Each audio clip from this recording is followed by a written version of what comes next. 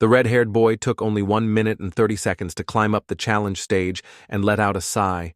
University life was truly too boring. Playing games all day was one thing, but he also had to deal with troublesome social relationships.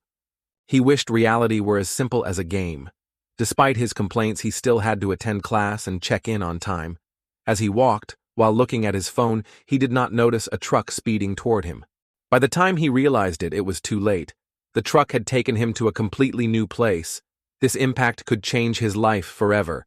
The scene suddenly shifted to a tall man holding a newborn baby with red hair, his face overflowing with joy. "I have a son."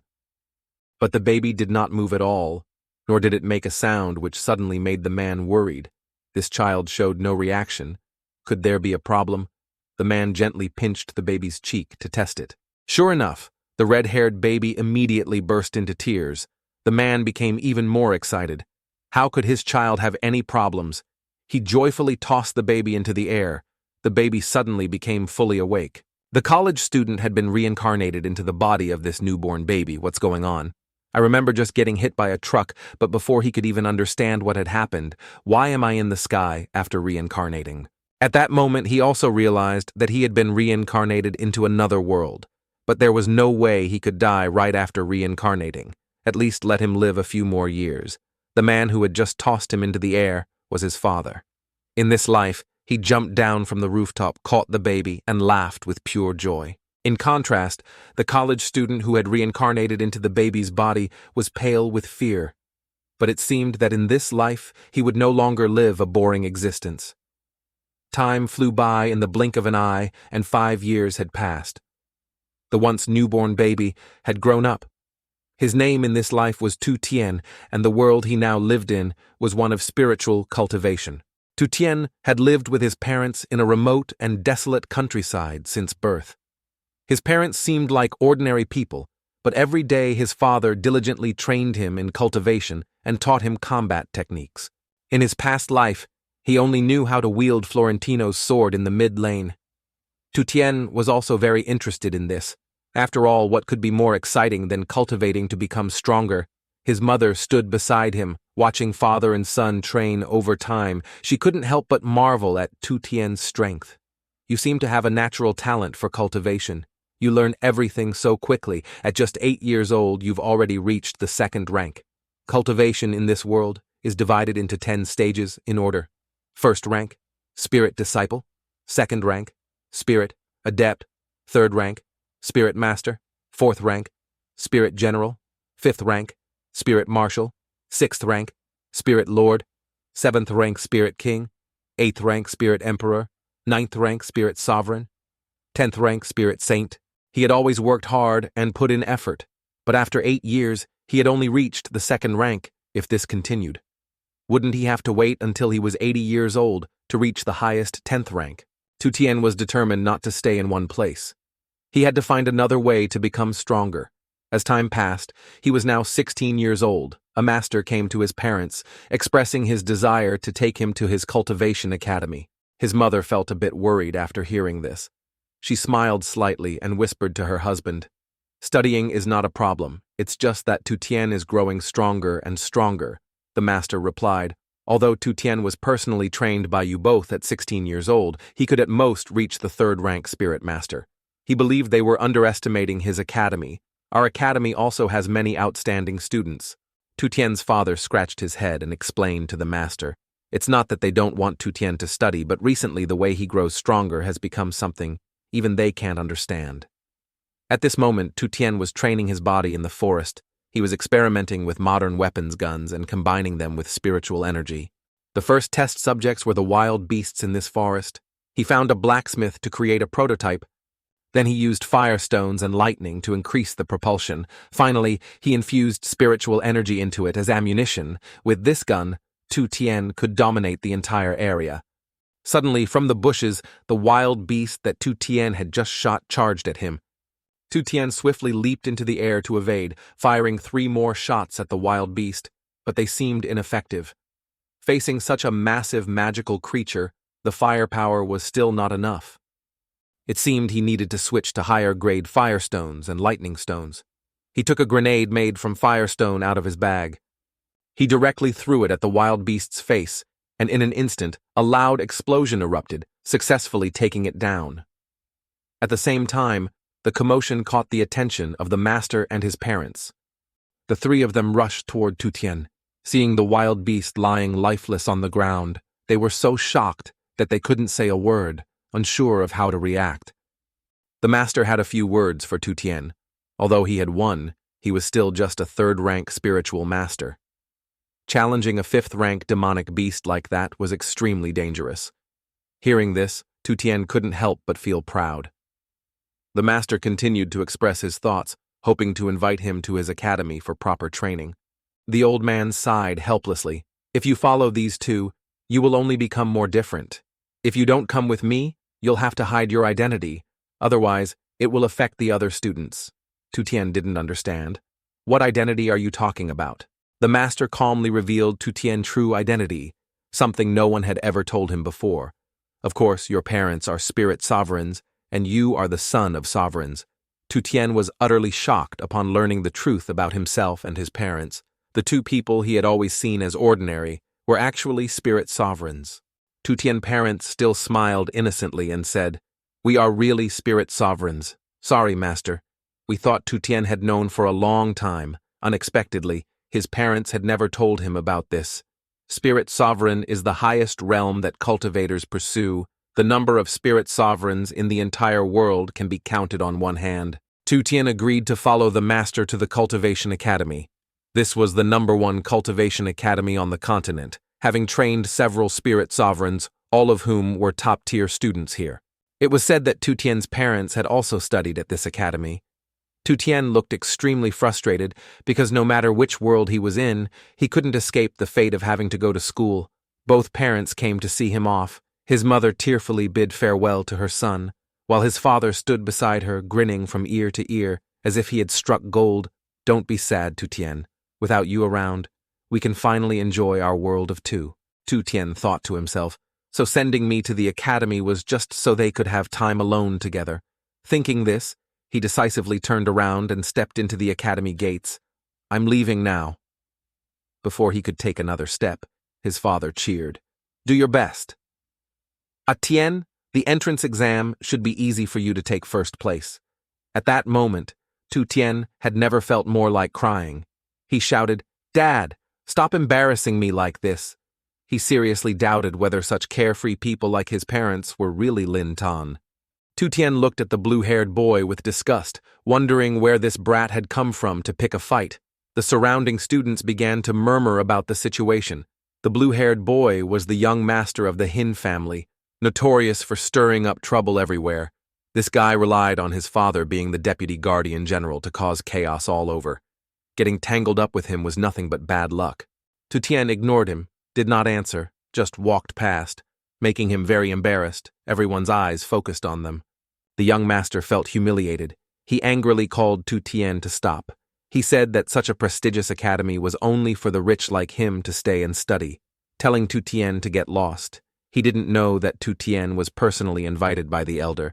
Tu Tian took the opportunity to tease him again. He raised his hand to scratch his ear, deliberately provoking his opponent. "Sorry, what did you say? I couldn't hear clearly. If you're talking about a rich second generation, aren't you talking about me?" The young master was so angered by Tu Tian that he gritted his teeth. He began to cast a spell in front of Tu Tian. He used the flame technique. This was the technique he was most proud of. He arrogantly told Tu Tian to kneel and beg for mercy. He would spare his life. Tu Tian was extremely surprised. Thinking carefully, this was none other than the spirit technique his mother had taught him when he was 3 years old. Moreover, his mother didn't even need to use a magic circle, so he learned it directly from her. Remembering the past made him nostalgic. Furthermore, seeing this guy use the technique with only 3 points of spiritual energy, wasn't that too stingy? This was definitely the level of an ordinary person. Tu Tian slapped his forehead, because he had always been beside those two spirit lords. He thought he was only at the level of an ordinary person. Only after stepping outside did he realize how powerful he truly was. He had to teach that arrogant guy a lesson. Tu Tian took a deep breath and exhaled a stream of blue energy, instantly dispelling the guy's flame technique. The guy couldn't hold back and cursed, Just with a single breath from Tu Tien, he could no longer cast his spirit technique. Tu Tien ignored him and walked away, saying, "This is just a simple spirit technique," temporarily cutting off the connection between his hands and the oxygen around him. The young master looked dumbfounded, not understanding what Tu Tien was talking about. Tu Tien then remembered that this world had no concept of oxygen yet. Even if he explained it, the Hin family's young master wouldn't understand.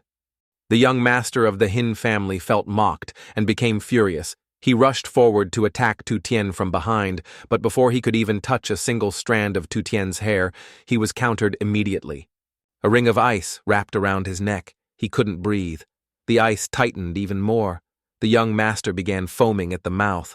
This was originally just a fire-extinguishing technique, but using it on a person for the first time felt a bit unfamiliar. Suddenly, a girl approached Tu Tien and expressed her gratitude. She had been pestered by this guy, but didn't know how to deal with him, since it was inconvenient for her to take action herself. The girl introduced herself as Mochi Lan, and Tu Tien also introduced himself. Perhaps this was the legendary hero-saving beauty moment. No matter how one looked at it, this girl was indeed beautiful. Unfortunately, in his previous life, he wasn't good at talking to girls, and even after reincarnating, the only woman he ever spoke to was his mother. Mochi Lan lifted her head and asked if he was very strong. When Tu Tien lowered his head to look at her, a mesmerizing sight entered his view, making his face turn red. Tu Tien quickly turned his face away and said it was only because that rich brat was too weak. The girl looked at Tu Tien with a slight shyness. It seemed that Mochi Lan had started to take notice of him. The announcement for the entrance exam echoed through the academy. Each candidate had to transfer their spiritual energy into a spirit stone. It seemed that the headmaster's words were true. Reaching the third rank at this age was already considered extraordinary talent, but in this academy it was only seen as average. The students here were indeed exceptionally powerful. When it was Mochi Lan's turn, her power widened to Tien's perspective. Her spiritual energy was far greater than the others. It seemed she was no ordinary person. Just as expected, Mochi Lan was the princess of a neighboring country. Moreover, she had already reached the 4th level. After Chi Lan finished, it was Tu Tien's turn. As they passed each other, he didn't hesitate to praise her. The girl also encouraged him for his upcoming test. Tu Tien stepped forward, pouring all his spiritual energy into it.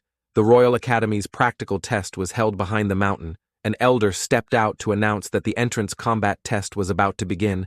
Everyone's face showed clear tension. Only Tu Tien kept yawning continuously while waiting for the test. The elder began to announce the rules of the test. Within 2 hours, students had to eliminate magical beasts to earn points. Defeating a first-rank beast earned 1 point, a second-rank beast earned 2 points, a third-rank beast earned 4 points, and a fourth-rank beast earned 8 points. The points kept increasing. Finally, anyone who reached 50 points would pass the test. Moreover, there were 5th-rank magical beasts in the mountain. The elder instructed everyone to stay as far away from them as possible. Everything had been announced. The test officially began. The students started to scatter. Tu Tien took a deep breath, smelling the air around him. This place was filled with the scent of magical beasts, very similar to the mountain behind his house. The sound nearby caught Tu Tien's attention. Another student was struggling to defeat a magical beast, but couldn't bring it down no matter how hard they tried. Tu Tien raised his hand. With just one move, he subdued the magical beast, leaving the other students stunned by this terrifying power. Feeling lazy, he hung himself on a tree branch, waiting to mock his opponent. "Sorry," he said. "Seeing you struggle so much, I couldn't help myself." The student whose prey was stolen by Tu Tien couldn't hold back his anger, cursing non-stop. "You dare steal my prey!" Tu Tien calmly replied that having your beast stolen was a very common thing, then turned around and left without paying attention to the student from the Ying family. Seeing Tu Tien walk away, he grabbed Tu Tien's shoulder, refusing to let him go, even bringing up his family to threaten him. Suddenly, the guy from the Ong family hurriedly let go, took a few steps back, his face turning pale, not daring to say another word. Lan Van glanced at Tu Tien, smiled slightly. He didn't say anything else, just nodded as a greeting, turned around, left. Tu Tien watched Lan Van's back, thought to himself, "This guy doesn't seem bad, at least he knows right from wrong." The student immediately ran away but still didn't forget to brag, saying that when the opportunity came, he would definitely teach Tu Tian a lesson. Tu Tian was sick of hearing these words. Why did these people only know how to repeat the same sentence over and over again without any creativity at all? Tu Tian turned back to thank Lan Van for helping him drive that guy away. He introduced himself to Lan Van. Van also happily responded. This was the first time he had met someone who talked so casually with him. He suggested cooperating with Tu Tian, though he smiled on the surface. In his heart, he was calculating other schemes. Cooperating with Tu Tian, a second-rank cultivator, was just a convenient way to earn more points. Tu Tian also happily shook hands with Lan Van, agreeing to his invitation. Just in time, he also wanted to see what a fourth-rank cultivator was capable of. The three elders stood there, observing the entire process. This was not only a test of combat ability, but also an assessment of teamwork and coordination. The candidates participating in this exam were basically third-rank cultivators, with a few having reached the fourth rank. However, even for fourth-rank cultivators, completing the task alone within the given time was extremely difficult. They could only pass the exam by cooperating as a team, utilizing each person's strengths to have a chance of success and achieving a higher efficiency in defeating magical beasts.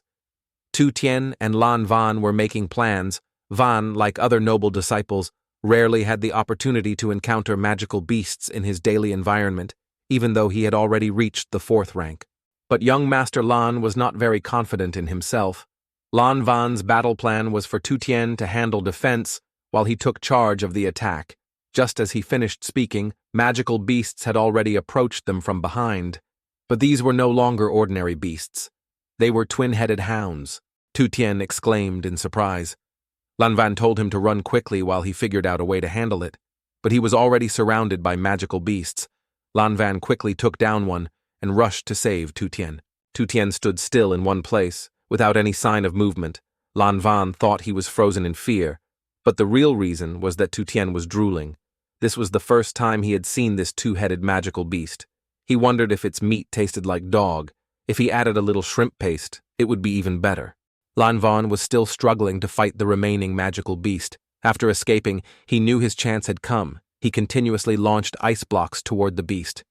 With just a few basic martial arts moves, Lan Van had already defeated one beast. At this moment, he suddenly remembered that Tu Tian was still surrounded by the two-headed hounds, but when he turned around, he saw Tu Tian calmly clapping his hands. Having already taken care of everything, he had single-handedly defeated 3 two-headed hounds to the point that they couldn't even lift their heads. Lan Van's face turned pale, completely shocked by Tu Tian's level. Tu Tian, are you even human?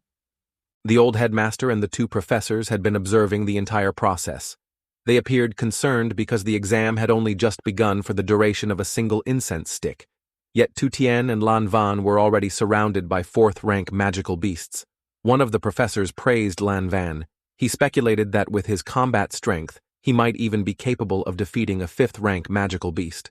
But the other professor immediately refuted. He disagreed with this viewpoint because a fourth-rank cultivator could not possibly fight a fifth-rank magical beast one-on-one. That was precisely why a fifth-rank magical beast was placed in this exam. Doing so was meant to test the candidate's ability to evade danger. Surely no one would willingly challenge a fifth-rank magical beast. The other professor also nodded in agreement. Moreover, this fifth-rank magical beast was the ruler of the mountain range. If it were defeated, all the magical beasts in the mountain would lose their fighting ability. At that point, this entire exam would be meaningless. The headmaster fell into deep thought. He was also worried that Tu Tian wouldn't be able to hold back and would go challenge the fifth-rank magical beast. That brat Tu Tian, don't you dare ruin this exam. Lan Van began to no longer underestimate his companion. Tu Tian was definitely not an ordinary second rank. If things kept going like this, the fifth-rank magical beast could very well end up right in front of them. Hey, Tu Tian, are you planning to challenge the 5-rank beast? Tu Tian hurriedly denied it. How could he possibly defeat a 5-rank beast? It's just that he sensed someone had already gone there, so he wanted to check it out. Maybe he could help with something. Lan Van also started to notice this. He nodded. The person who got there first might be someone without scouting abilities who wandered in by mistake. Indeed, someone had reached the 5-rank beast first, but unexpectedly, That person was the petite Mochi Lan. The professors observing from above were also very surprised to see a candidate heading toward the 5-rank beast. Chi Lan stood on the tree observing the situation. At this moment, the 5-rank beast was sleeping soundly. If she took this opportunity to eliminate it, she could directly enroll in the academy. She didn't think much anymore, immediately rushed out to attack the beast, but it was not very effective. It only startled the sleeping beast awake. The awakened beast charged forward like a storm. Sure enough, her 4th-rank strength was still not enough to face this beast. It let out a roar that shook the entire forest. The trees trembled, and this sound also startled Lan Van and Tu Tien. Mochi Lan was struck by the beast and sent flying to the side. Though her body was covered in wounds, she remained determined to fight until the end. The beast grew even more ferocious. It continued to charge aggressively toward Mochi Lan, launching another attack. The girl was slammed several meters away by the beast, but just as she was about to hit the ground, Tu Tien rushed in and caught her in time. "Are you okay?" The two locked eyes, their hearts pounding. Mochi Lan's face turned bright red as if it were about to catch fire, but Tu Tien immediately set her down, confirming that she was unharmed. Without hesitation, he grabbed her and started running.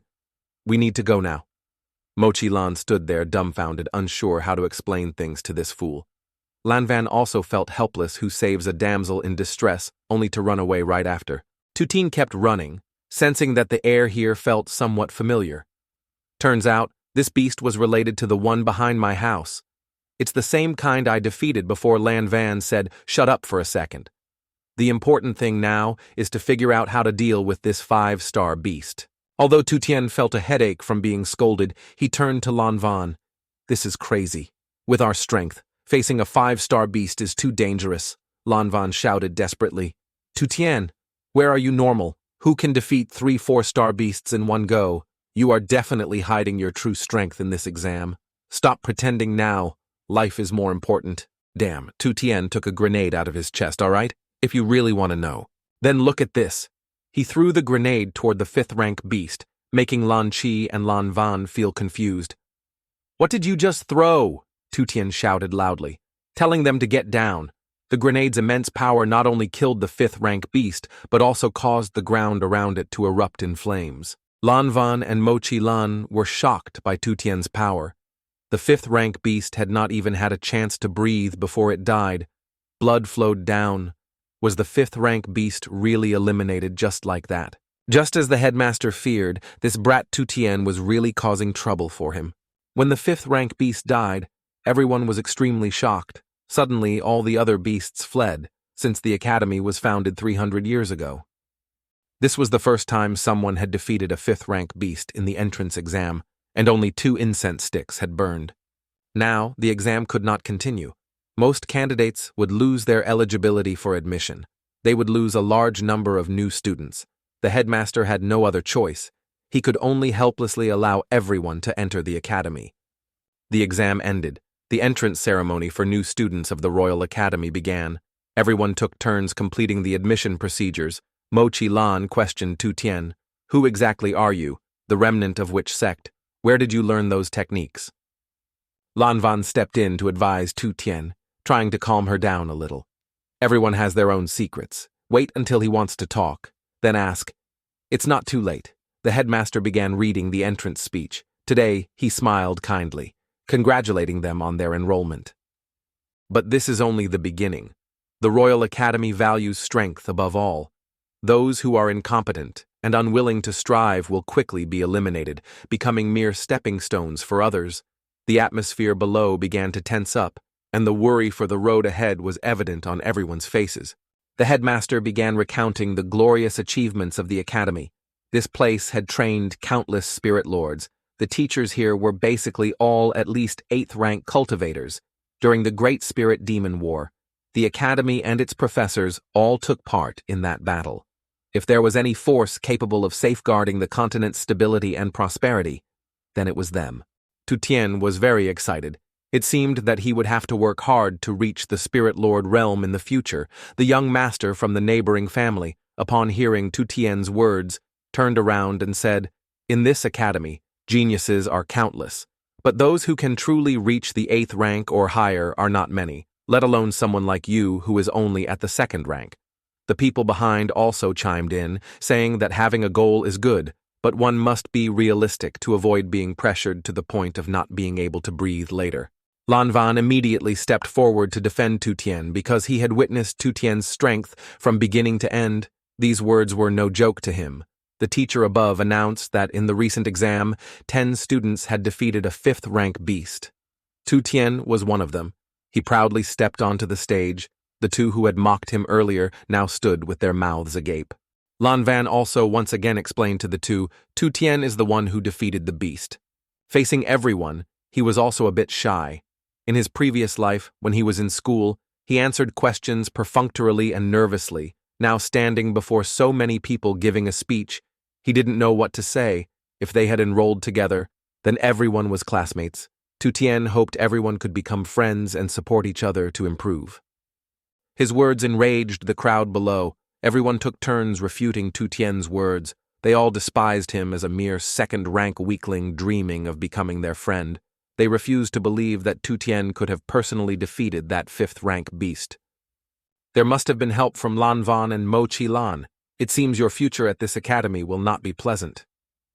Tu Tien, feeling dejected, was about to return to his seat when the old headmaster called him back. In a low voice, he warned Tu Tien to be careful, as people in the academy were a bit hot-tempered, and it was likely that every day someone would come looking for trouble with him. Tu Tien naively said, "Teacher, don't worry. After all, no one here can defeat me."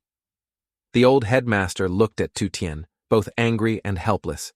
That was not what he was worried about. He feared that Tu Tien's power would cause chaos in his academy. In short, he advised him to use fewer strange techniques to avoid making others suspicious of his identity. That's right. No one had yet discovered that he was the son of the spirit. Venerable Tu Tien grinned foolishly, assuring the old headmaster to trust his reputation. The next day was their first class. Today, they studied basic spirit techniques first. They had to use their specialty technique to attack the stone targets in front of them. The students began unleashing their favorite spirit techniques. Mo Chi Lan used the 1,000-mile arrow technique. Her arrow, once released, hit the target instantly.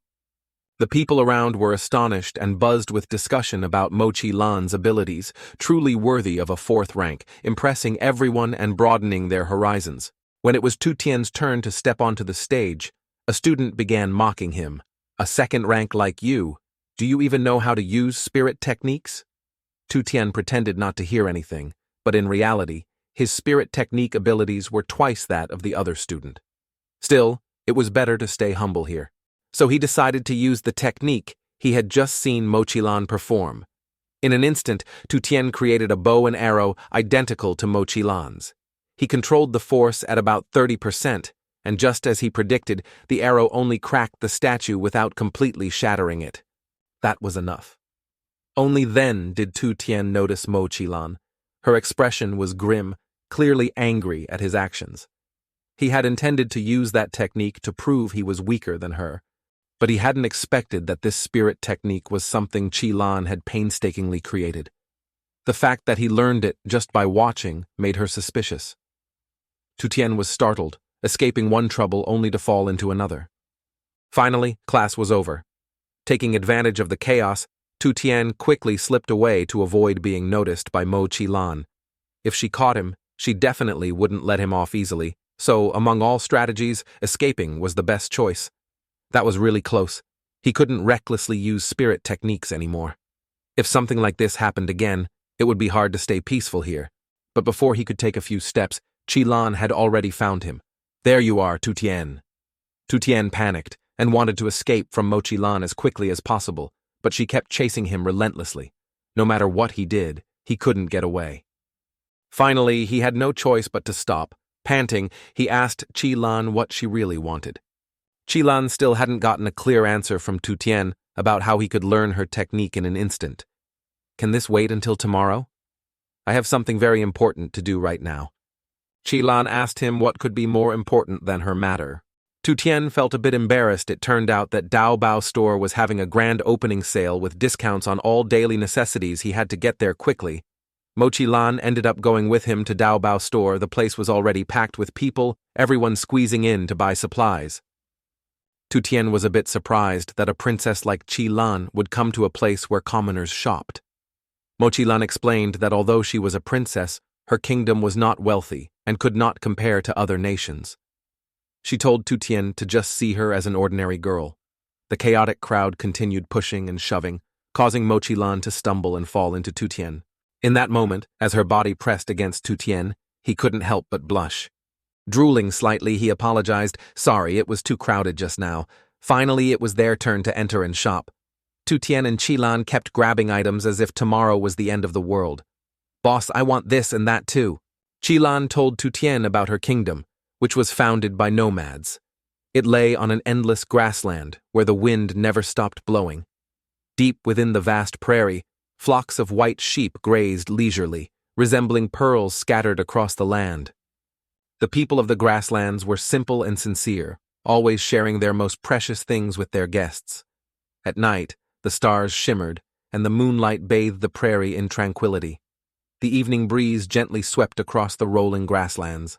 Mo Qi Lan seemed lost in her own world, reminiscing. At this moment, the princess deeply missed her home. Bai Duong picked up the Qi Lan plush toy, then put it down again, unable to bring himself to buy it. Instead, he turned to selecting a few cultivation books. Tu Tian was puzzled. Why wasn't Qi Lan buying any daily necessities and only choosing cultivation items? The money she had now was earned through the sweat and toil of her people.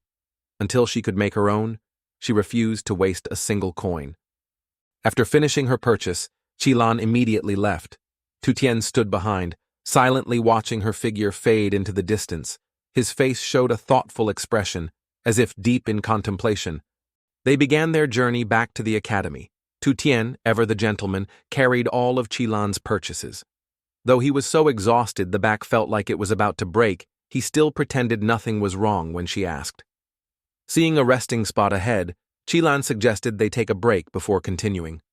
As soon as he sat down, Tu Tian felt as if a great burden had been lifted.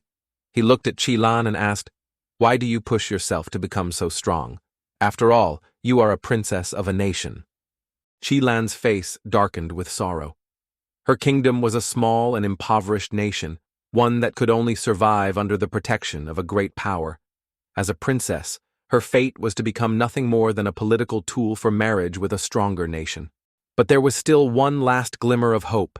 If she could become a Lingzun, she would wield the power of a nation. Everyone told her to abandon this thought, saying it was impossible. That's why, during the opening ceremony, when she heard Tu Tian declare his desire to become a Lingzun, it reignited her faith. Tu Tian rummaged through the bags of newly bought items, searching for something. After a while, he took out the plush sheep that Qi Lan had wanted, but couldn't bring herself to buy. "This is for you," he said. Seeing how she refrained from buying what she liked because of her love for her people and the hardships of her kingdom, Tu Tian felt a sense of empathy for her. "You've worked really hard. From now on, let's work hard together." Holding the plush sheep, Qi Lan's eyes welled up with tears.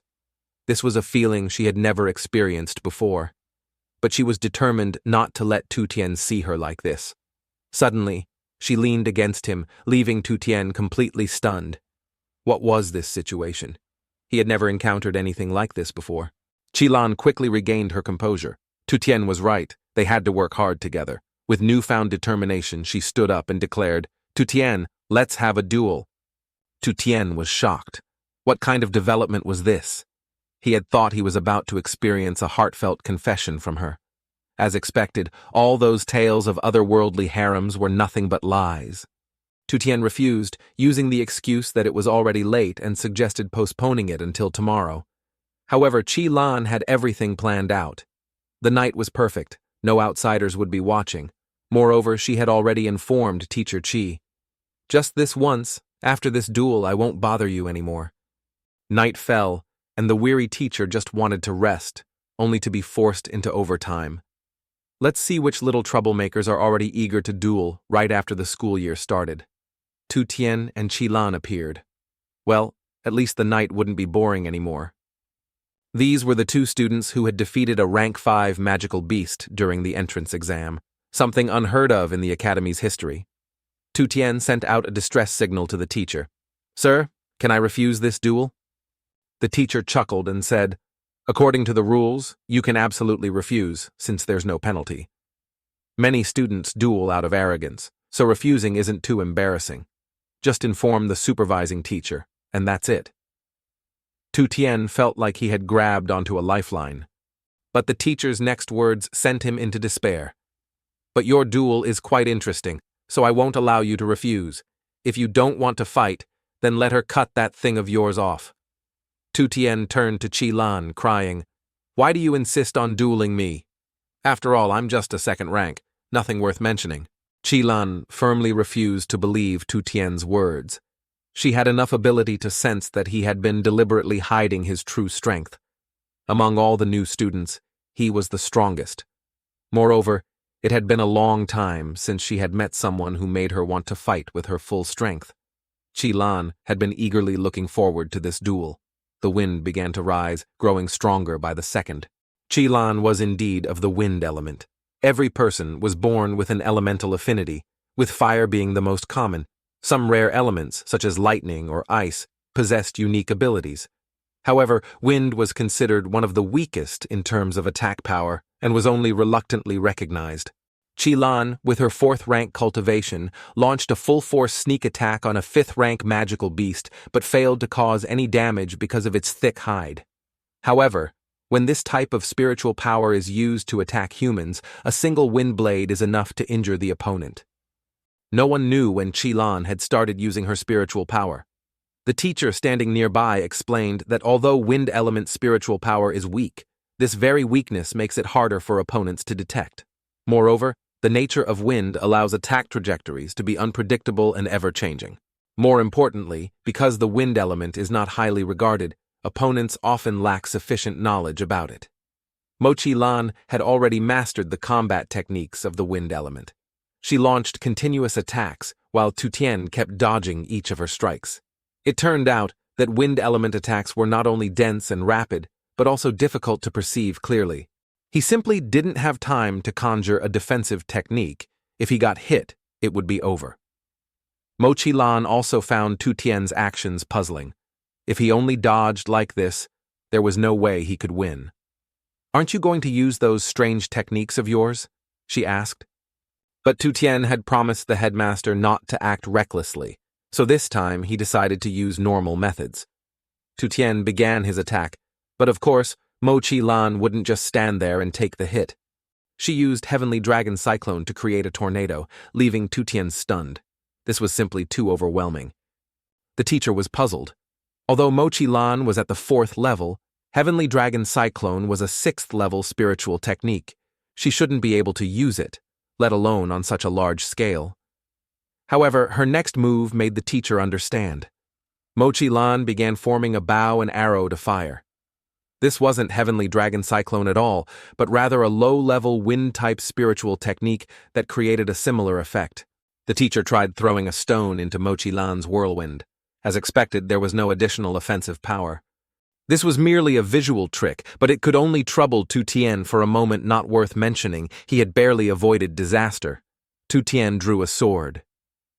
The teacher became even more excited at the sight, an exquisite wind element technique facing off against masterful swordsmanship. Witnessing such a spectacle was truly worthwhile. Qi Lan felt somewhat annoyed. Did Tu Tien really think he could challenge her with just swordsmanship? Was he underestimating her?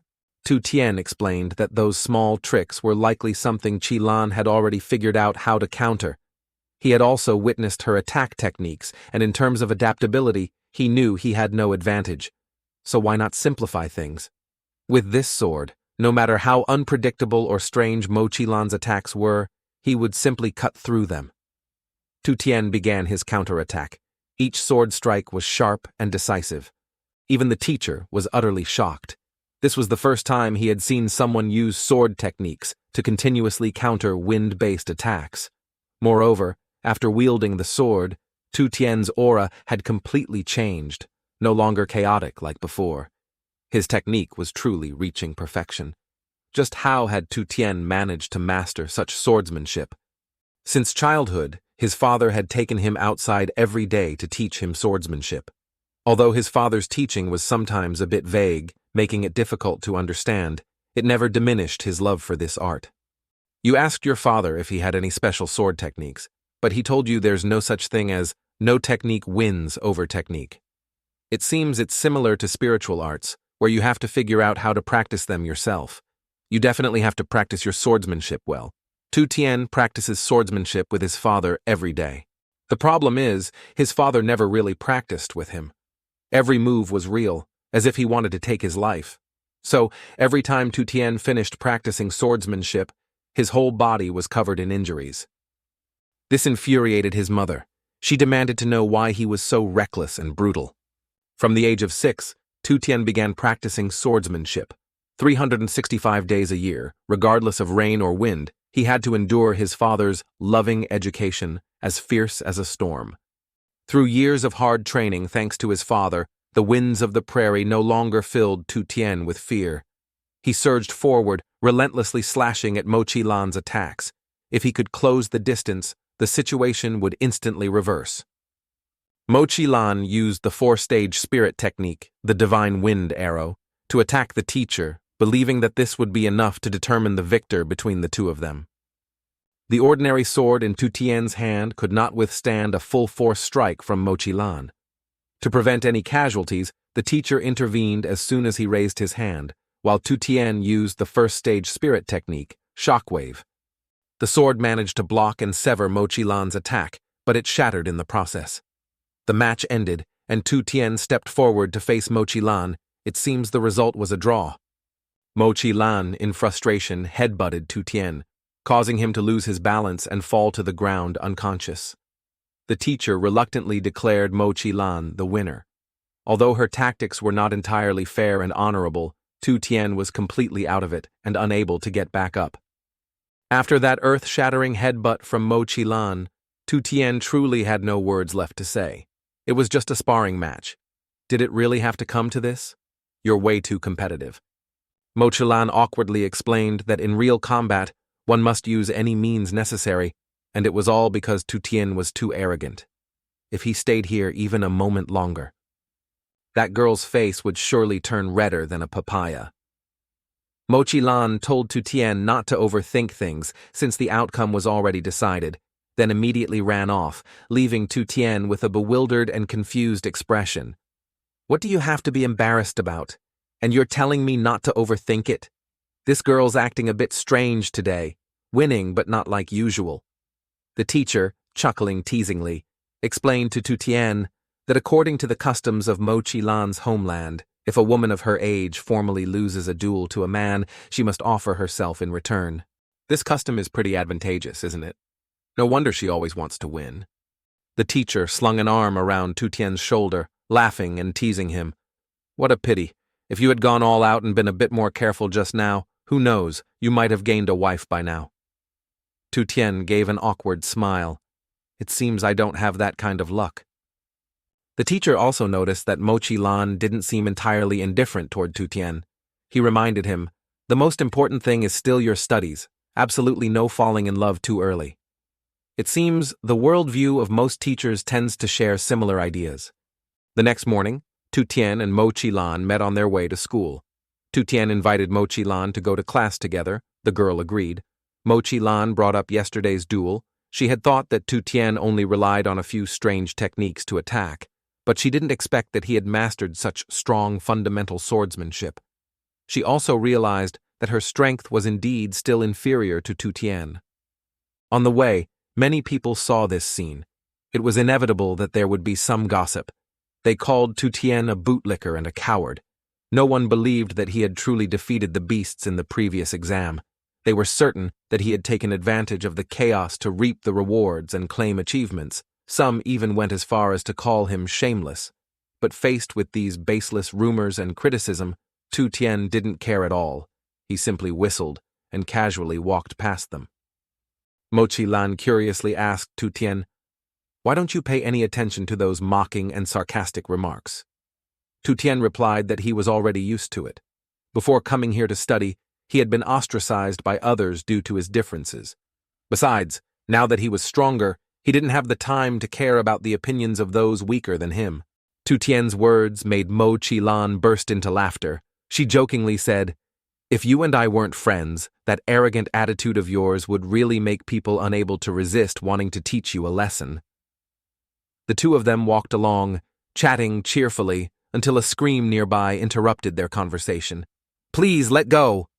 The one shouting was Ling Ba, a classmate of Tu Tian and Mo Chi Lan. A tall male student was bullying the girl, Ling Ba. "I've already told you, when you see me, you bow and greet me." Tu Tian and Mo Chi Lan were standing by, watching the commotion, while Lan Van, who was behind them, introduced the background of this arrogant guy. He is the eldest son of the Chao family.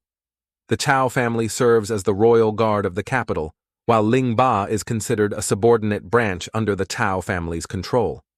No matter how you look at it, poor Ling Ba is under Chao Tan's authority. Ling Ba's father was once a renowned swordmaster in the previous dynasty, and the Ling family's status was like the sun at its peak. But now, her father is old and gravely ill, which is why the Chao family has been able to oppress them. Tu Tian asked Lan Van if she wanted to join him in teaching that Cao Tan a lesson, but she declined. The relationships among the nobles in the capital are very complicated, and Lan Van didn't find it convenient to get involved. "You go ahead. If anything happens, I'll back you up."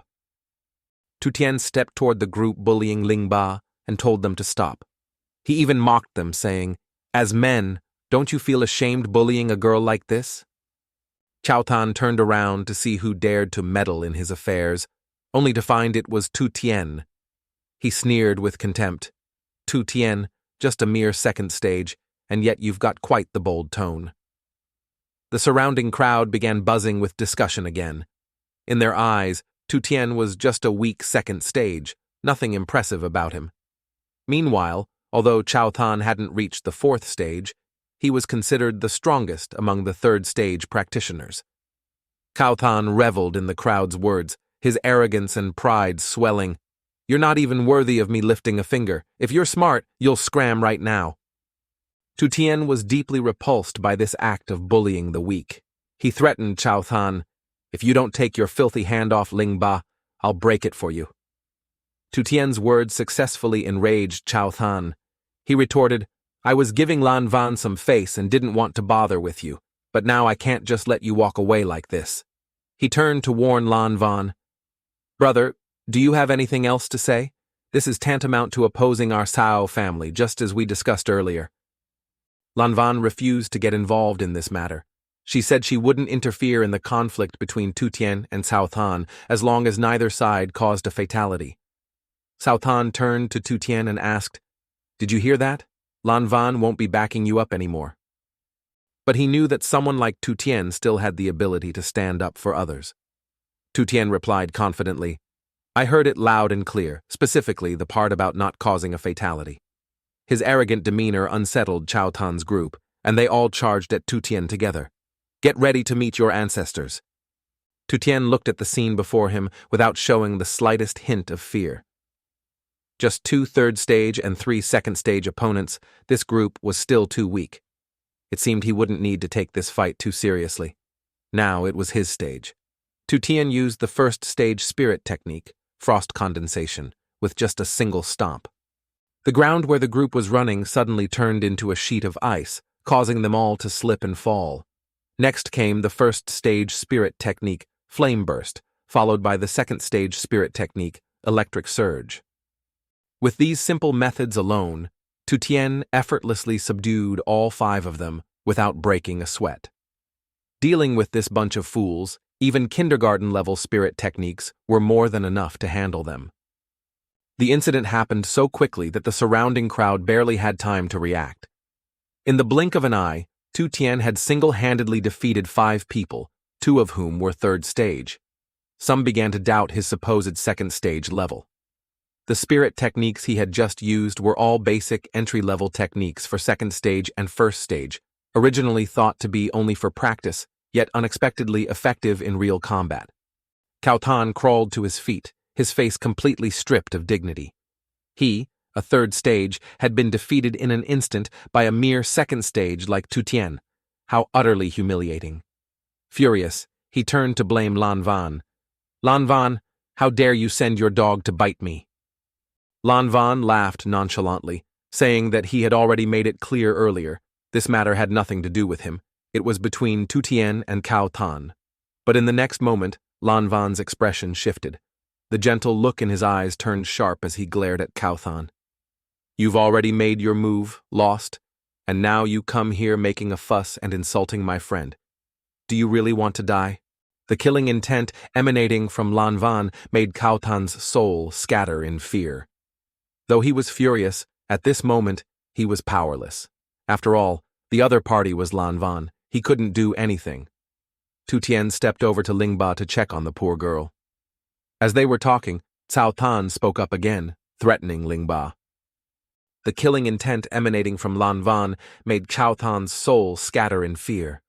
Though he was furious, at this moment, he was powerless. After all, the other party was Lan Van. He couldn't do anything. Tu Tien stepped over to Lingba to check on the poor girl. As they were talking, Cao Tan spoke up again, threatening Lingba.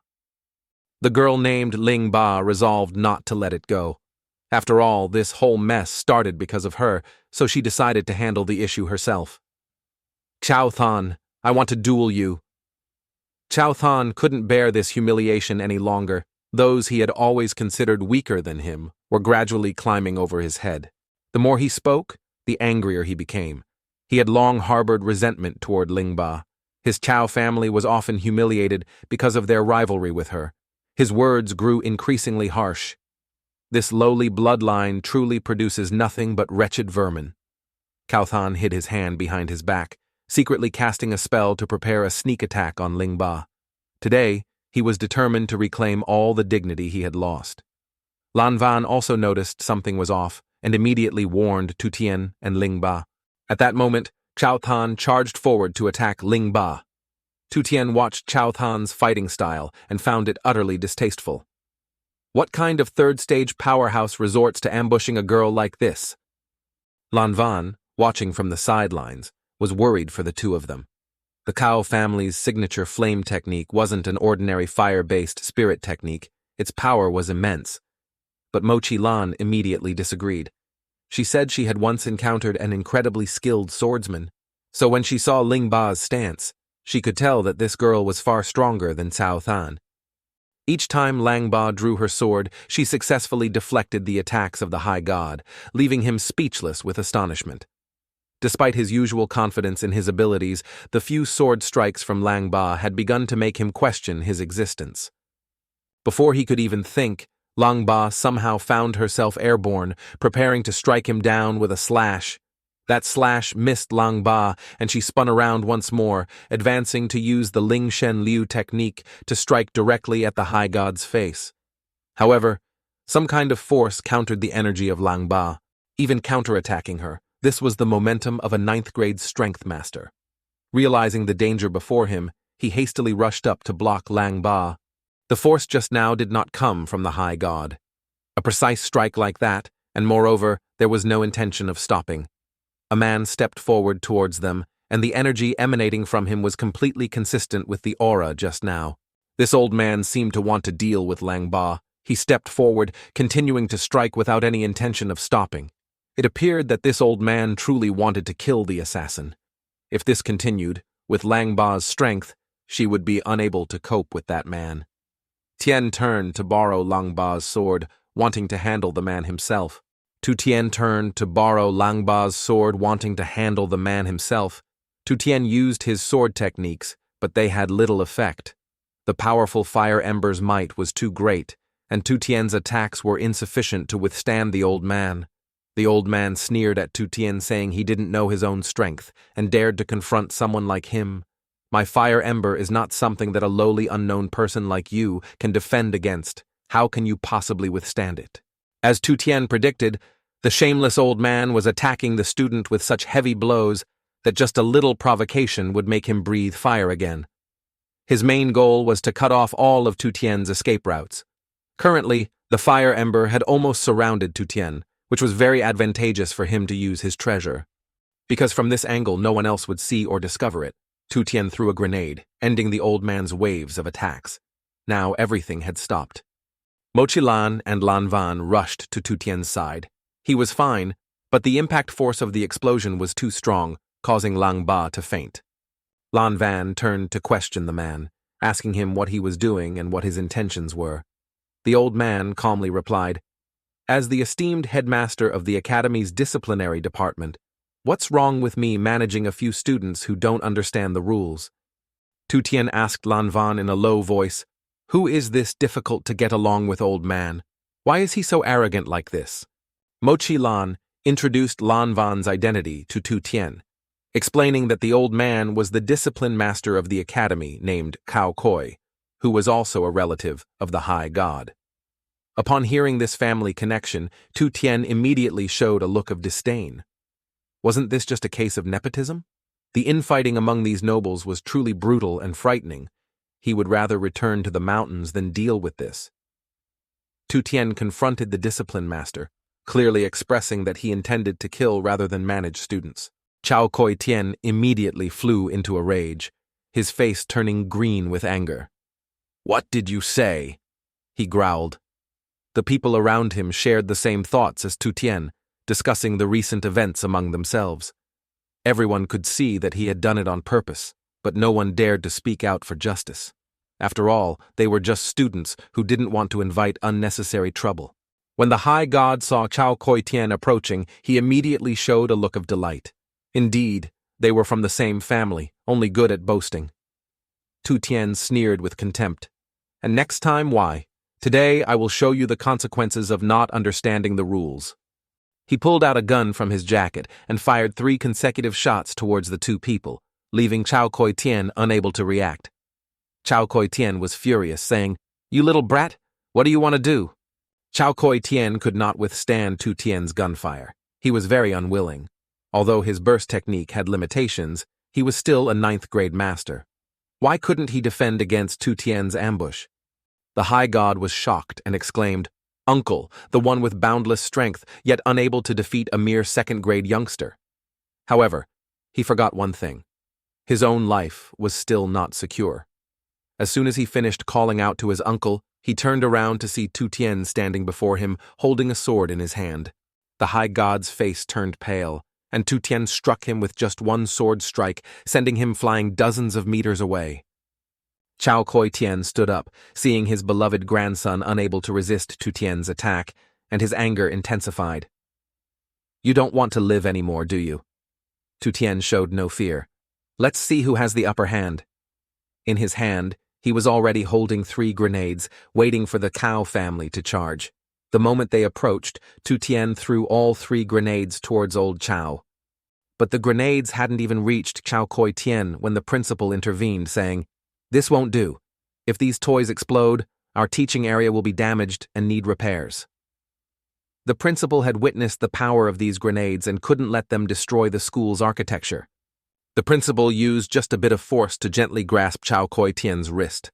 Then, with a stern gaze, he looked at him and said, "Mr. Cao, you've caused enough trouble." Cao Koi Tien hadn't even had time to explain when the principal twisted his arm.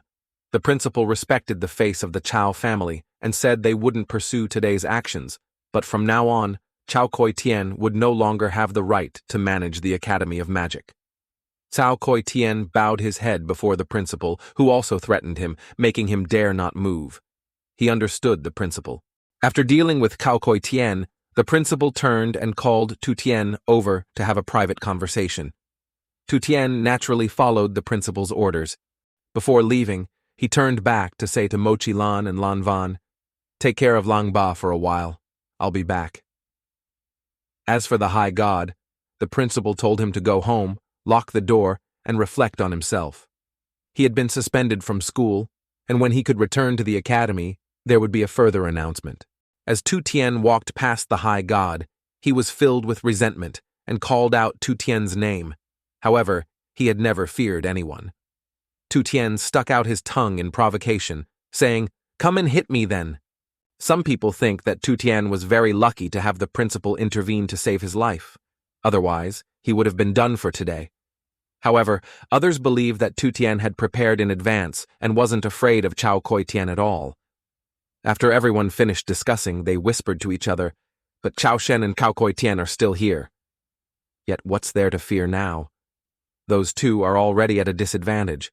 Cao Kuai-tian helped Cao Shen stand up. Are you okay, son? Don't worry, it's just a minor injury.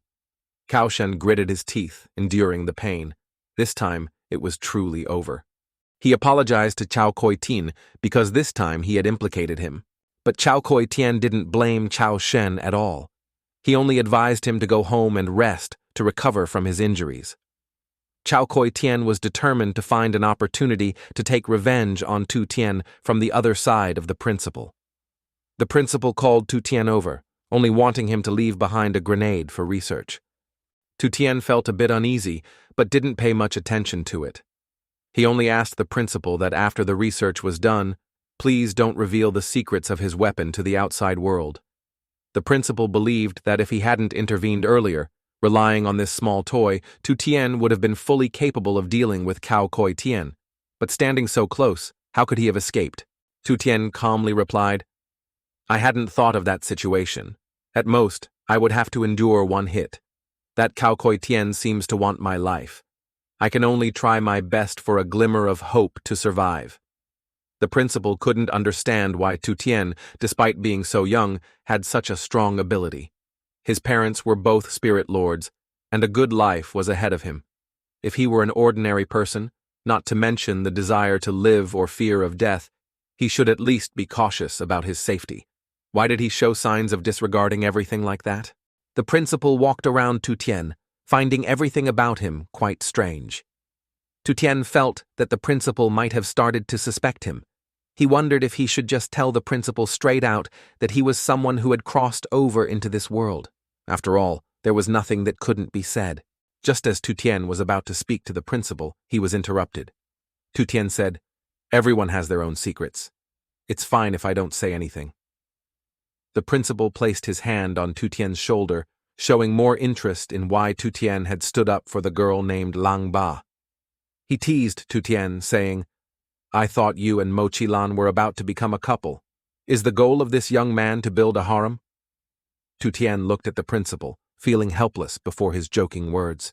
Are all teachers in this world like this? Tu Tian explained to the principal that he was simply not used to seeing someone being bullied without doing anything about it. The principal immediately asked back, So you intended to intervene even if it meant putting yourself in danger? He confided in the principal that in his past life, he was someone who hesitated and feared everything, ultimately not daring to do anything. Clearly, there were many injustices and wrongs, but because he was too weak and small, he couldn't change anything. In the end, he not only hated others, but also hated himself. He closed himself off every day, only befriending computers and games. Actually, compared to crossing over or cultivating, perhaps this change in perception is the true rebirth. Tu Tian really likes this. He decided to do what he thinks is right and absolutely not compromise with any mistakes. If his strength is not enough, then he can only become the strongest. Tu Tian is filled with excitement and determination. He wants to become a spirit lord. Tu Tian wearily trudged back. He had just started school, yet trouble kept finding him one after another. School life, making friends, romance. Why did none of these seem to favor him? It seemed that Tu Tian had offended some troublesome figure, which was why he ended up in this situation. Even worse, he was being watched by the principal all day, leaving him with no moment of peace. Recalling the principal's words, he reminded himself that his position was somewhat special, so he should avoid causing trouble, especially not to randomly destroy public property. This made Tu Tian very annoyed. The more he thought about it, the angrier he became. So Tu Tian decided to vent his frustration by writing on the pillar of the teaching building early in the morning. From now on, he would never be late for school again. But in the midst of adversity, there is fortune. After entering the academy, he finally had a strong standard of strengths and weaknesses. Tu Tian's status must have reached the 4th rank, on par with Mo Chilan and Lan Van. Additionally, he has rich combat experience honed from playing over 100 types of games in his past life, along with unique tactics to deal with the Luke Gyai. It's questionable whether this level of skill is worthy of being the son of a spirit lord, but that alone is not enough. He still needs to work harder. Next, he didn't know whether to continue improving his own strength or develop new weapons. The weapons created using the thoughts and scientific techniques from his past life are indeed very powerful, but they are also the best choice for enhancing combat capabilities. However, after all, they are just external tools, not his own strength. Indeed, he should still focus on diligent cultivation to build a solid foundation, especially while he is still young. Tu Tian was still lost in his thoughts, not noticing someone greeting him. Tu Tian suddenly thought of something. Only children have to make choices. Adults want everything. The youth of his past life combined with the youth of this life had created a person with a thick face. Thinking about this, Tu Tian burst out laughing like a child. This action of his attracted the attention of those around him, and everyone looked at him with puzzled eyes. Suddenly, a girl approached to greet Tu Tian, saying, "Hello, classmate." Tu Tian turned his head and saw a beautiful girl. She introduced herself as Ihua, a classmate of his. He politely responded to the girl, explaining that he was preoccupied with other thoughts and didn't hear Ihua's call. The girl cheerfully chatted with Tu Tian, saying that she had heard about how he stood up for justice yesterday, even injuring Chao Shen severely and causing old man Chao Koi Tian to suffer losses. She couldn't help but admire this classmate, thinking he must be a very intimidating person. Tu Tian asked the girl, "Why were you looking for me?" The girl suddenly turned her face and secretly glanced at Tu Tian, who was slightly surprised. What was happening? Could it be that the girl had already taken notice of him? Ihua pulled out a letter from inside her jacket and said she wanted to give it to Tu Tian. He was confused. Could this be a legendary love letter? Seeing Tu Tian's expression, Ihua also looked a bit embarrassed. She gazed at Tu Tian with expectant eyes. Tu Tian's classmate didn't want to receive it, so Tu Tian's hands trembled as he took the first love letter of his life. This happened so suddenly that he was momentarily unprepared. After handing over the letter, Wai Hoa immediately left. At this point, Tu Tian's face had turned red. The little girl bid farewell, and after Ihua left, Tu Tian sat alone, smiling foolishly. He exclaimed, "Now that I look closely, this class really has many beautiful girls." Just as he was indulging in the joy, a teasing teacher suddenly appeared. "Was it just now that you were thinking our class has many beautiful girls, right, Tu Tian?" Tu Tian jerked himself upright, almost blurting out a few romantic curses. "Teacher, don't scare me like that. Are you trying to scold me with that short sentence?"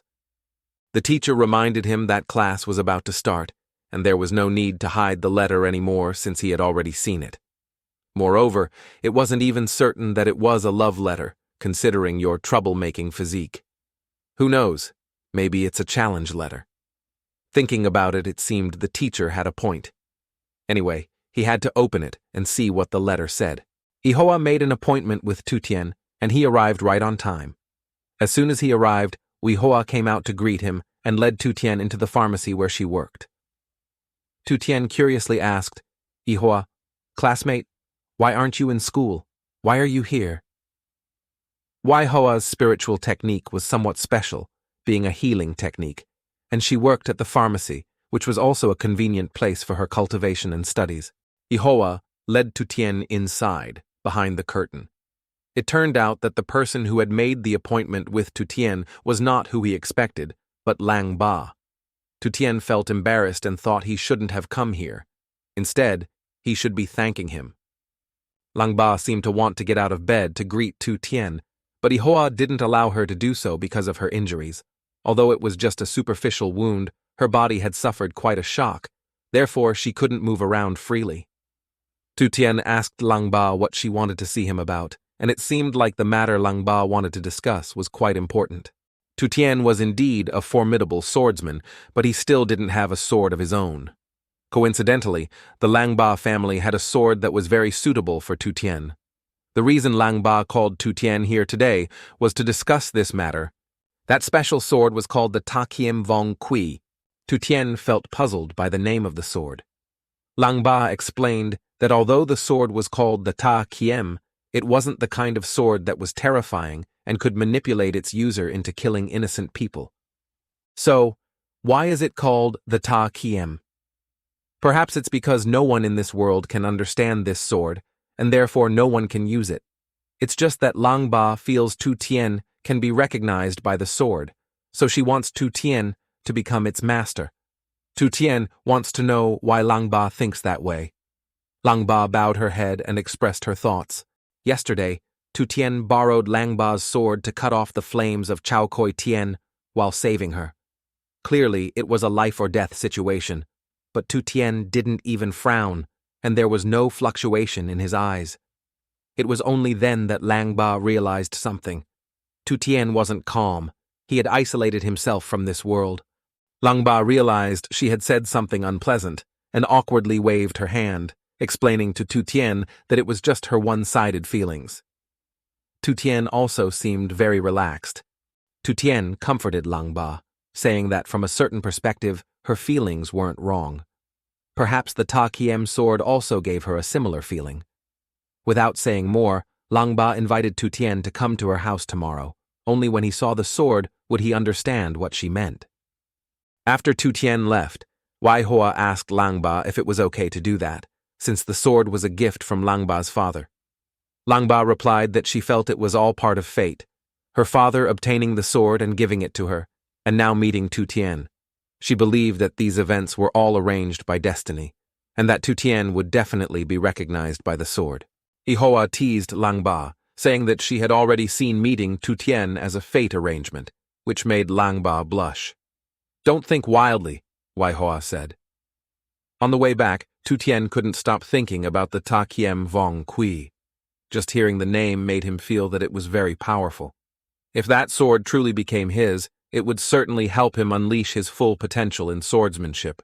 The next day, as promised, Tu Tian arrived at Lang Than Lu Dao Truong's house, which was also the residence of Lang Ba.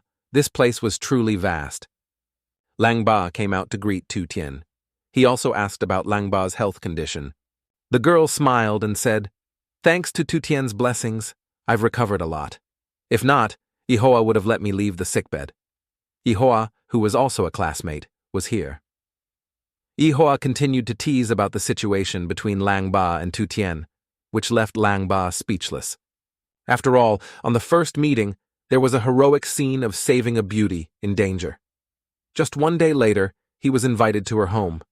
What if the handsome man and beautiful woman were in the same room, with fire and straw nearby? Lang Ba was teased by Wai Hoa to the point of almost crying. She quickly covered her mouth, and Wai Hoa stopped her from saying anything more that shouldn't be said.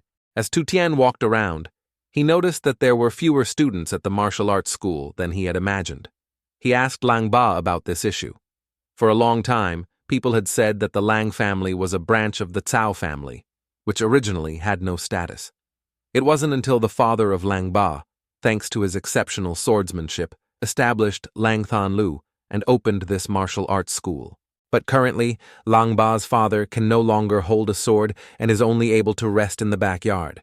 As a result, the martial arts school has also declined. Not wanting to mention this matter much, Lang Ba opened the door and led Tu Tian and Ihoa into the room where the Ta Kiem Vong Kui was stored. When Tu Tian saw the sword, he guessed it might be a Japanese sword, but something didn't seem quite right. This was the Dao Ming dual-wielding style, also known as the Miao Dao. He mustered up his courage to pick up the sword and examine it, as soon as his hand touched the hilt. Suddenly, there was a voice speaking directly into Tu Tian's mind. "You can only learn the knowledge that he has learned." This matter was too mysterious. The sword even asked Tu Tian if he knew which generation of iPhone was currently available. Tu Tian was slightly perplexed, but still replied to the sword, "Perhaps the iPhone has already reached the 30th generation." The sword suddenly raised its voice, showing great excitement.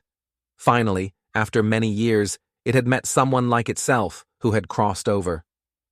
"Come and chat with it quickly," it said. "What's so boring here? This sword is completely different from what Tu Tian imagined. It's not cool at all." Lang Ba and Wai Hoa saw Tu Tian standing there in a daze in front of the sword, looking worried. It seemed like things weren't going well. Lang Ba looked confused and asked Tu Tian. As soon as the Ta Kiem sword found someone with a similar fate, it hastily asked Tu Tian a bunch of seemingly silly questions. For example, "Is your soul a beautiful little sister?" Or, "How much salary does it get per year?" These questions left Tu Tian frightened before he could even react. He quickly put the sword back in its place, realizing that he and this sword were not compatible after all. As soon as the sword was put down like that, it called out to Tu Tian, "Wait, I have one more question for you. I'll only ask you one thing. Do you plan to build a harem? If so, I'll follow you." "This sword is truly crazy," Tu Tian said, turning to Lang Ba.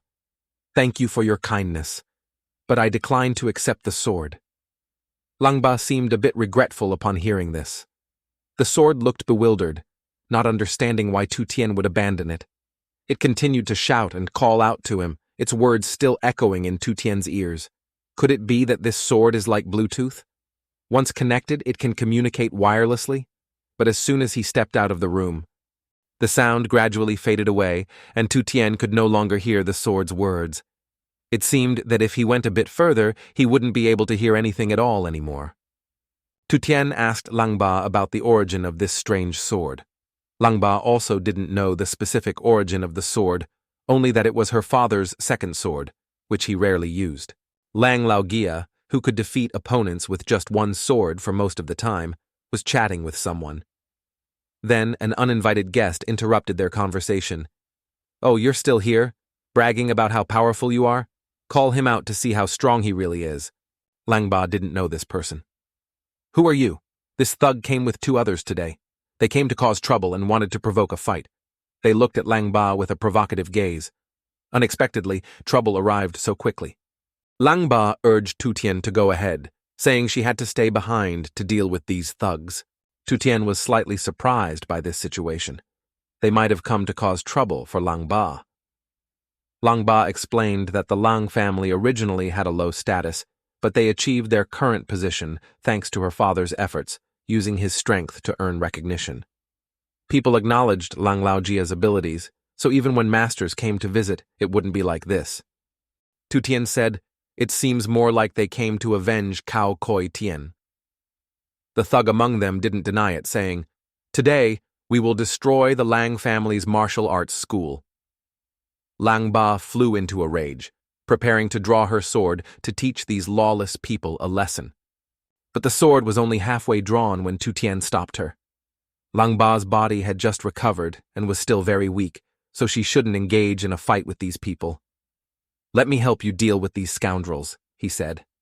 The 3 thugs rushed forward, each one arrogant and thinking they could defeat Tu Tian. However, reality gave them a harsh slap in the face. Tu Tian used just one sword to knock down the 3 thugs. The technique he used was the Lu Kiem Thuat, a sword skill that his father had taught and trained him in continuously for 30 days when he was young. You should also experience the greatness that comes from a father's love and care. Lang Ba and Wai Hoa stood beside, watching Tu Tian efficiently handle the thugs. They couldn't help but show their admiration for his strength, continuously applauding. The 3 thugs were unable to stand up again in the blink of an eye. Tu Tian was disappointed and criticized them, saying, "These kids are too weak. With this level of skill, they still want to rely on violence to make a living." It's because Tu Tian is too strong. Although these swordsmen don't specialize in spiritual arts, in terms of strategy, they are certainly not inferior to the level of a Tam Dai, 3 greats, in the eyes of ordinary people. They are already considered top martial artists. If that's the case, it seems that in this parallel world, ordinary people make up the majority. However, thinking back, if this were in Tu Tian's previous world, these people could indeed be from martial arts families. On the contrary, if it were before, the one being defeated would be Tu Tian. Looking at the thugs still lying sprawled on the ground, Tu Tian slapped one of them to wake him up and asked who had sent them. The black-haired thug, crying and wailing, pleaded for mercy, saying they were just hired by the Cao family to cause trouble. Suddenly, a mocking voice echoed, saying that these 3 thugs were just useless pawns sent to provoke you. You don't know which of their words were true. This time, you've managed to anger the Cao family. The one speaking these words was none other than Luke Tu. Lang Ba saw him appear here and was extremely furious. "You, a traitor, dare to show up here." Every word he spoke made people uncomfortable. He used to be Lang Ba's senior in this martial arts school. He became even more impudent, saying that if this martial arts school were to close down, Lang Ba has no home to return to, so he will take her in. As for Lang Laojia, the old man, he'll be thrown into the storage room, and as for you, she'll become a maid by my side." Tu Tian stood there, unable to bear the words of this man, and immediately charged forward to attack. However, it seemed that this person was not as weak as the others. Luke Tue easily deflected Tu Tian's attack and even managed to break the sword in his hand. Tu Tian fell into a passive state. Now, Luke Tue's sword was pressed against his face, and he smiled, asking Tu Tian if he still wanted to continue fighting. Tu Tian felt quite refreshed and accepted the challenge, saying he still had many tactics to deal with this guy. But he held up the broken sword in front of Luke Tue, demanding that he compensate for the sword that had been broken by him. If he wanted to continue fighting, he needed a new sword to resolve the next issue. Luke Tue heard this and reluctantly agreed. Tu Tian sighed sorrowfully, having left the house for only 2 days and already broken 2 swords. Could it be that he was not destined to become a wandering swordsman like Tio Sai? Luke Tue heard this and couldn't help but burst out laughing. This dilapidated martial arts school, when will it ever produce another interesting character like this? Luke Tue sheathed his sword and introduced himself as the former senior of this martial arts school, but he had betrayed his sect early on. Luke Tue turned to Lang Ba and said, "Now that you've provoked Cao Ra, no one will come to help you. If you want to keep the Lang family's signboard, you must participate in the Sword Dao competition next week and win it." "You came here to say this?" "Originally, I came here to take advantage of your weakness, but it seems you still have a glimmer of hope." Luke Tue suggested, "Lang Ba, try begging your boyfriend." It was Tu Tian who helped her prepare for battle. Just as he said that, he turned around and left. Ihua took the opportunity to tease Lang Ba and Tu Tian, saying, "Your little boyfriend is so affectionate, isn't he?" At this moment, Lang Ba and Tu Tian both felt extremely awkward. Lang Ba blushed and told Tu Tian to ignore Luke Tue's words. Tu Tian apologized to her for breaking the sword again. Lang Ba felt a bit regretful about the sword, not because it was of poor quality or particularly valuable, but because she had grown accustomed to using it, and now it was broken. She felt a bit sorry, but she didn't blame Tu Tian. After all, the sword broke because he was helping her. Tu Tian was curious about Luke Tue's sword, wondering what kind it was and why it was so sharp that it could cut through another sword with just one strike. The sword in Luke Tue's hand was the first Tan Foi Kiem of Lang Ba's father, named Lin Kiem Tien Min. Currently, the martial arts school has declined, and only Ta Kiem Vong Kui can match Tien Min. Tu Tian suggested letting Lang Ba try again, but she shook her head and refused. She didn't want Tu Tian to get involved in any more trouble. She had been worried about everything from the Cao family to today's events. At first, Lang Ba invited Tu Tian to try controlling the Ta Kiem, simply wanting to thank him for his help and had no other intentions. However, perhaps in her subconscious, she had already thought that if Tu Tian could truly control the Ta Kiem, it would mean that Tu Tian owed her a favor. With that sword, he would have enough strength to counter the Tien Min Kiem. In Lang Ba's thoughts at the time, Tu Tian would certainly help her again. Now, it seems that this thinking was selfish. Lang Ba found it hard to speak up, so she told Tu Tian and Yihua to return to the academy first and meet again at school tomorrow. Tu Tian and Wai Hoa didn't know what to say and could only remain silent, looking at Lang Ba. The atmosphere was quiet. Then the youngster with the spiky hair spoke up, saying that the matter here was over, wasn't it? "Let's go first," he said. "We almost forgot about these people." But Tu Tian would not easily let them leave without a hitch. He stripped them of their clothes and tied them to the pillars of the martial arts school. Yehua was a bit shocked by Tu Tian's actions. Tu Tian's killing the chicken to scare the monkey tactic was indeed effective. Tu Tian was pleased and clapped his hands, saying that this way no one would dare to cause trouble again. Ihua, with a hint of tears in her eyes, asked to discuss something with Tu Tian. Tu Tian already guessed her intention and agreed with her, because from the beginning he had no intention of abandoning Lang Ba, even though she said she didn't need help. "I didn't expect that Tu Tian, my classmate, would be so kind-hearted. The little girl is about to fall for Tu Tian, but now she's just noticed that Lang Ba's father hasn't been seen all day." Ihua said that the owner of the Han Shen Liu Wudang, Lang Li, hasn't received guests for many years. Tu Tian heard that the owner was severely injured, which led to a decline in his abilities, but he still doesn't know the specific story behind it. Ihua was surprised that Tu Tian didn't know this famous story, so she told him the whole story. When the war between humans and demons was about to end, the main forces of the demon tribe and the allied forces were engaged in a final decisive battle on the main battlefield. The demon marshal sent his third demon general to lead the demon wolf army from the west to attack the allied forces' reinforcements. The owner of Lang Restaurant single-handedly repelled the attacking army and killed 3 demon generals at Hua Yuan. However, he himself was severely injured in this battle and never regained his ability to wield a sword again.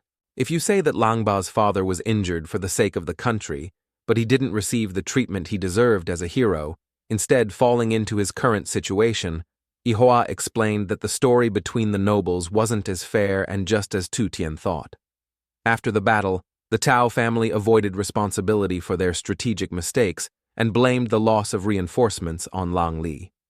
In the end, all of Lang Li's contributions to quelling the chaos were buried. This story is truly infuriating, and it's no surprise when it comes to the character of the Cao family. This whole family is truly rotten from top to bottom. The character of these 2 grandfather and grandson is definitely inherited. Tu Tian, my classmate, has already decided what to do. There's no need to say anything more. Overthrow the Chao family and take down their whole household. Tu Tian's face was full of excitement as he had already prepared himself mentally, eagerly waiting for the upcoming battle. The next morning, both Lang Ba and Tu Tian didn't show up at school. The teacher was furious to the point of breaking the ruler in his hand. Lang Ba was preparing for the school's sword Dao competition, so it was somewhat understandable. But why didn't that scoundrel Tu Tian show up? Little Van asked in a soft voice. Did Tu Tian go to Lang Ba's place again? Mochi Lan heard the name Tu Tian and immediately turned around to eavesdrop. Both of their eyes focused on Ihua. Little Van asked in a soft voice. Did Tu Tian go to Lang Ba's place again? Mochi Lan heard the name Tu Tian and immediately turned around to eavesdrop. Both of their eyes focused on Ihua. Ihua skillfully replied that she also didn't know the thoughts of young nobleman Tian. Lan Van and Mochi Lan didn't receive an answer. Mochi Lan, the little girl, pouted because she had also guessed that Tu Tian was currently at Lang Ba's place. The one who suffered the most was still Lan Van. Tu Tian didn't forget to leave him a battlefield. In reality, Tu Tian was indeed with Lang Ba this time. Tu Tian wanted to try wielding the takim once more. Lang Ba felt a bit worried, so she asked him again to confirm. Tu Tian comforted her, telling her not to worry. The last time he wielded the takiem, Tu Tian didn't have any adverse reactions. When ordinary people wield the takiem, all sorts of strange and inexplicable thoughts appear in their minds. If they gently put it down, they would feel nauseous and vomit. If it's severe, they would lose consciousness. But when Tu Tian held it, no special phenomena occurred. It was strange that today the sword was silent, unlike the previous days when it would talk from start to finish. Tu Tian didn't hear any sound coming from the sword. Remembering the martial arts competition before the emperor, Tu Tian suddenly realized he still didn't know what it was, so he asked Lang Ba about it. The martial arts competition before the emperor was a competition among strong warriors in front of the emperor to compete for the champion position. In fact, it had been many years since this competition was held.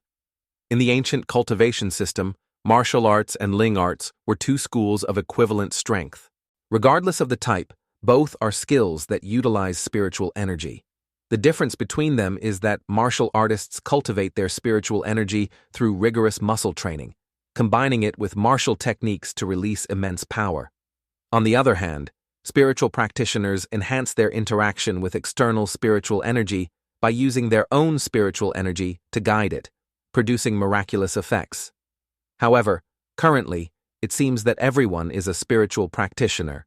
Even in their academy, teaching basic martial techniques is only used for support. Originally, whether it's martial arts or spiritual arts, both require people with extraordinary talent and a lot of time and effort to achieve immense power. Therefore, Apart from a few exceptional individuals, most people are ordinary. However, later on, someone appeared who completely changed the spiritual cultivation system. This made spiritual cultivation at the elementary stage relatively easy. However, recently, it has become possible for anyone to quickly and stably reach a certain level through effort. Lately, there has been a situation where everyone is a martial artist, but martial arts itself hasn't undergone any revolutionary breakthroughs. Therefore, apart from those born with innate martial talent, very few people are dedicated to cultivating martial arts. Tu Tian has just realized this, but he still has many questions. For example, who was the person who changed the spiritual cultivation system? What did they do? Langba couldn't believe that in this world there was someone who didn't know these basic things. Tu Tian, where did you come from that you don't even know these fundamental things? Mentioning this, Tu Tian rubbed his head, 3 parts reluctantly and 7 parts ashamed. This matter probably had to blame those untrustworthy parents of his. From childhood to adulthood, his parents had never taught him this information, and every day was just training and more training. However, the person who changed the spiritual cultivation system was a pioneering scholar, also the founder of the Royal Cultivation Academy. He conducted the classification of attributes in the standard spiritual cultivation system, and the current spiritual rank system was established by him. This person compiled many theoretical textbooks and personally practiced and lectured on his theories at the academy. He was a genius who appeared once in 1,000 years. Suddenly a strange thought appeared in Tu Tian's mind, and this way of thinking and acting seemed somewhat familiar. Just as you thought, the sword said that the man was also like you, having crossed over from another world. What's more, you absolutely couldn't have imagined that his famous phrase, which has been passed down for thousands of years, was what? That phrase originated from the modern world and is very familiar. I am lonelier than fireworks. When Tu Tian heard this, he slapped his thigh and laughed heartily. However, people have always revered that unofficial phrase, which is actually the tears of the era of the blue sword. The sword told him not to mock people like that. Who knows if the spiritual lord had really read Eileen Chang's works? Langba saw Tu Tian like this and felt a bit frightened. Could it be that he was affected by the demonic sword's influence on his mind?